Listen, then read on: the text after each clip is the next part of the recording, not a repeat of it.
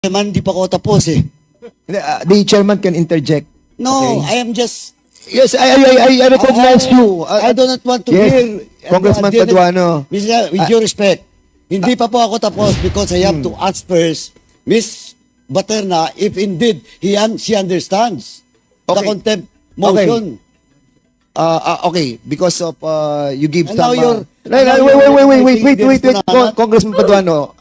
Let the chairman acknowledge you again or recognize you before you speak. Para medyo tayo may order, no? So, the good chairman of Committee on Public Accounts asked some question. So, can you please reply? Ronaldin Baterna, again, alam mo,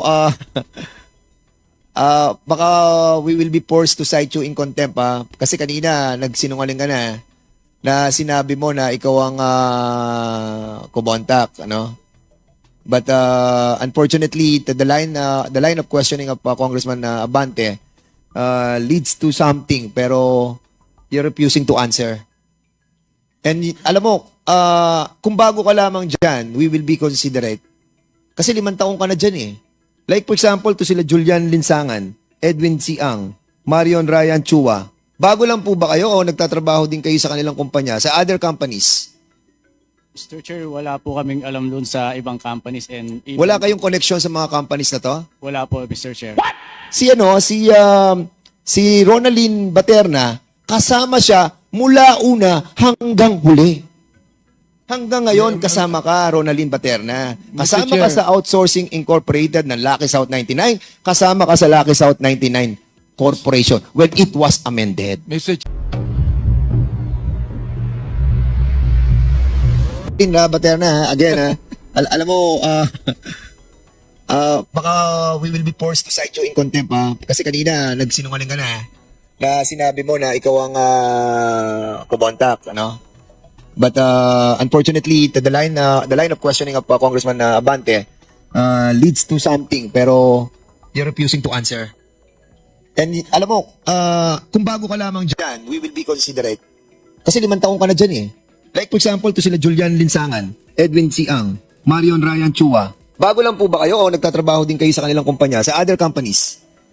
Mr. Chair, wala po kaming alam doon sa ibang companies and even, Wala kayong connection sa mga companies na to? wala po, Mr. Chair. Sige, so identity theft yung kanila. Well, si Julian Lansangan, si Edwin Siang, si Marion Ryan Chua, kasi sila yung mga bagong incorporators ng Lucky South 99 Corporation. Kasi you have to understand that yung Whirlwind, yun yung sa real estate, yung nagpapagawa ng development.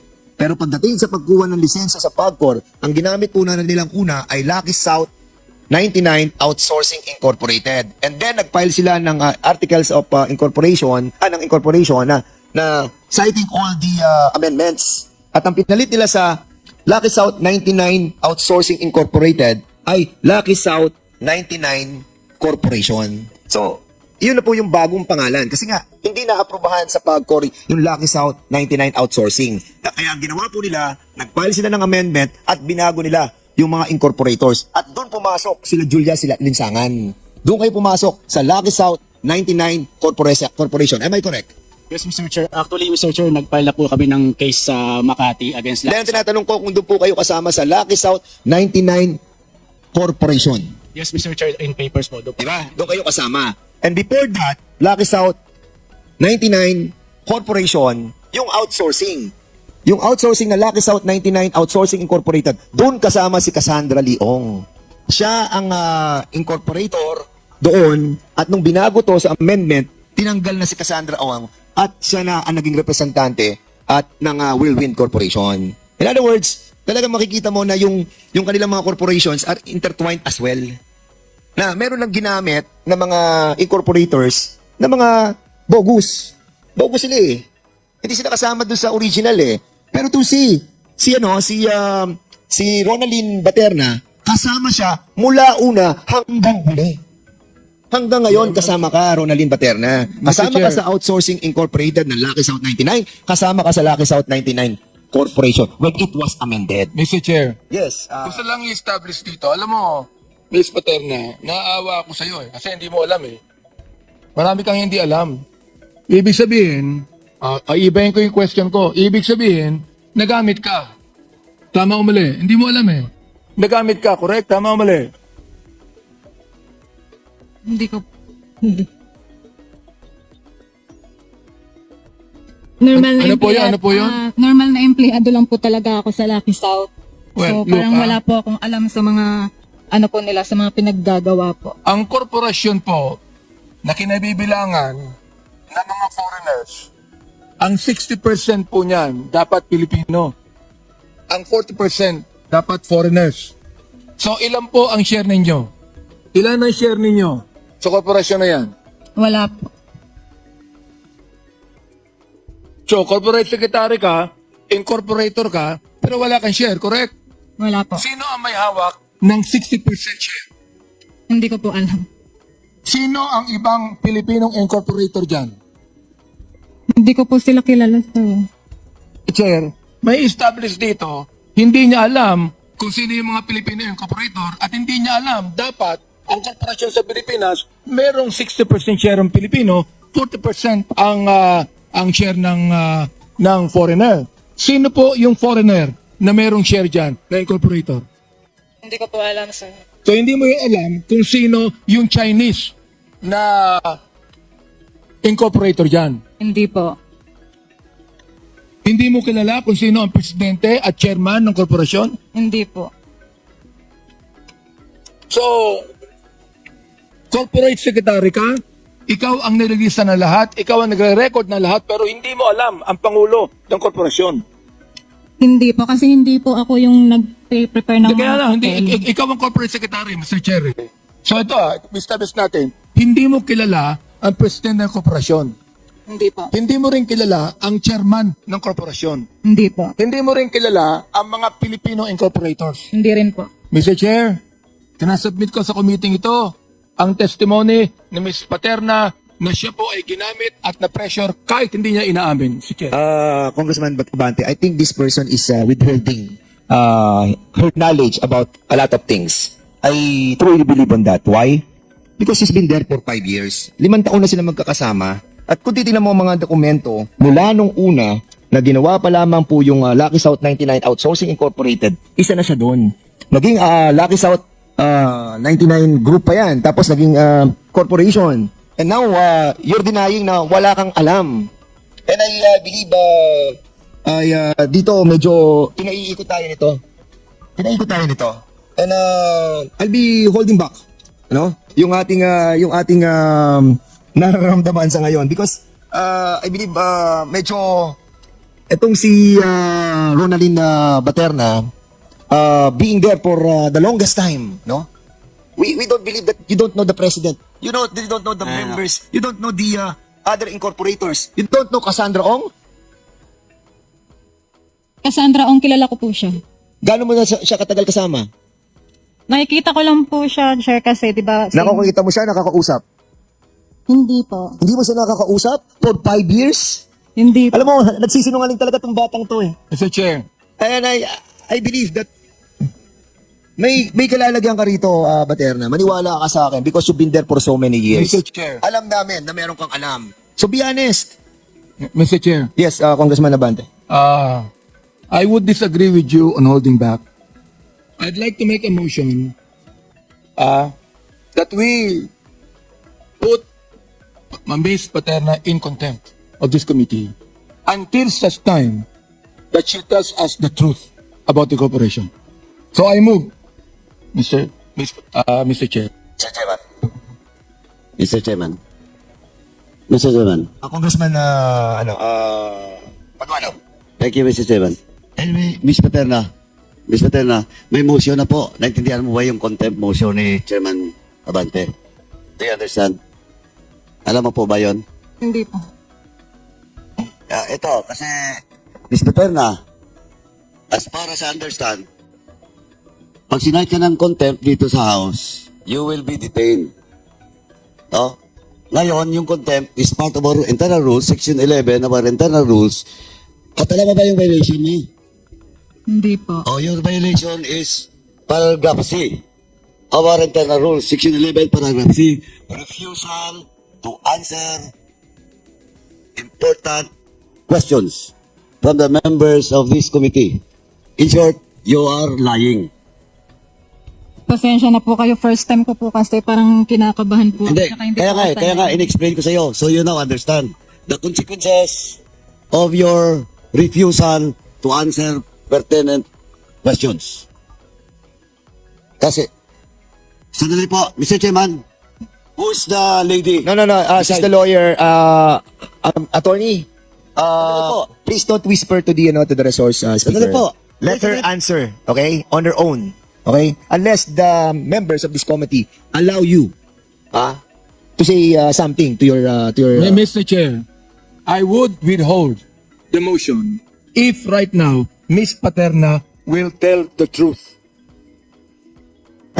siguro, Dennis Cunanan, andyan si Dennis Cunanan eh. Dennis Cunanan, you've been in the Lucky South 99 Outsourcing Incorporated. Sandali po, Mr. Chairman, hindi pa ako tapos eh.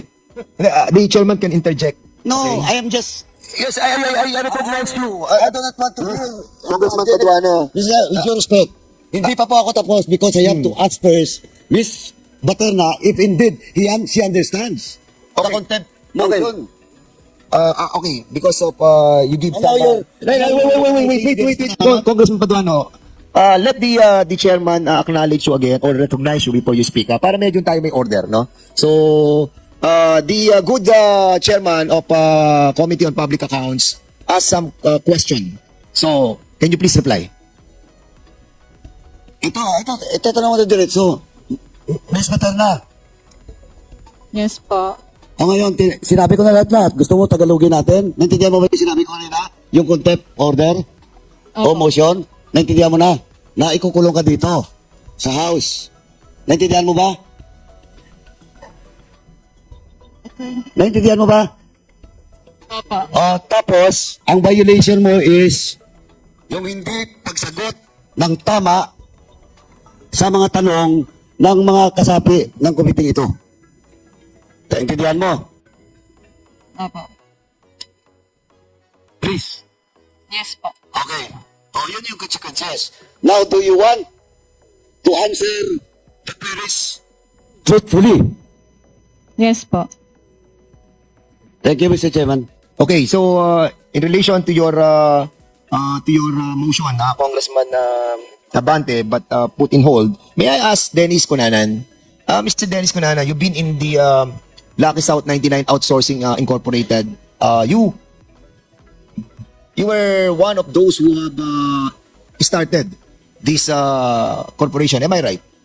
I didn't start the corporation, Your Honors, but we were But you were a part. Yes, Kasi kung titignan ko yung organizational chart, kasama ka doon as a communications nilagay nila sir sa yes, communications. yes, So they can- you are the Communications. corporate communication and government relations. Yes. And during that time that you were a official of the organization or the corporation, you have encountered si Baterina. Am I correct? Yes, Sir. So, ano relasyon nyo? I mean, what is your working relationship? I mean, the working relationship, not the personal relationship. I don't relate with her, sir, but she's always there whenever we are there because she's in charge of the there's a facility there where they meet all their guests and people doon sa May Thai Court. So siya po yung in charge doon. Siya nandun. So, in other words, she's working as a real corporate secretary. For that, I'm not really sure of that, Your Honor, but I know she works there because she's there. At kasama-sama niya doon sila Cassandra Ong. Yes, Your Honor. Man? Sige, go ahead, Congressman. Anyway, this is a short question. Anyway, tinanong mo na si Dennis Cunanan. Dennis, sir, now you know talaga yung Miss Baterna, di ba? Yes, Your Honor. Okay. When was the time that you know the person Miss Baterna? When they first asked me to go into that Yun na lang po, yun na lang. 2019, Your Honor. 2019, Miss Baterna. Kilala mo po si Dennis Cunanan. Nakikita ko po si Sir Dennis. Nakikita mo. Opo. Pero Dennis, that time di ba si Miss Baterna is associated not with Lucky South 99 but with Merwin. Yes, sir. Miss Baterna, do you confirm dating Merwin ka? Ang alam ko po, whirlwind yung dati, tapos parang ang pagkakalam ko po, naglipat lang po Parang naging Lucky South. Hindi, Miss Paterna, you first sign a document doon sa lease agreement na pinakita kanina ni Congressman Adyong, representing Whirlwind. Sa kabila, Kasandaong. Tapos, yung bagong amended lease contract, ikaw na yung nandun sa Lucky South 999. Tapos si Kasandaong, nandun po sa Whirlwind. Lucky South lang po yung natatandaan kong pinipirma. Oh, now you're lying again. Mr. Chairman, with that, I move to cite in contempt for violation of Section 11, Paragraph C. Mr. Chair, Refusal to answer pertinent question or lying, Mr. Chairman. So move, Mr. Chairman. Mr. Chair. Mr. Chair, Congressman Abante, you are I'm recognized. still on with my interpellation. Before we act on the motion of Chairman Paduano, I would like to ask again, Ms. Paterna, kung ngayon naniniwala siya na ginamit lamang siya ng korporasyon.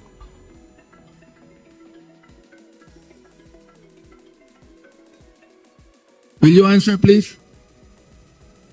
Siguro po. Hindi siguro. Kung ginamit ka ngayon, nakikita mo na di ba? Nakita mo na, no? Hindi ka naman bobo matalino ka So tinatanong kita, kung ngayon na-realize mo na ginamit ka ng korporasyon. Opo. Yan, okay, Mr. Chair. I'd like to manifest that Ms. Paterna has finally admitted that ginamit lamang siya ng korporasyon.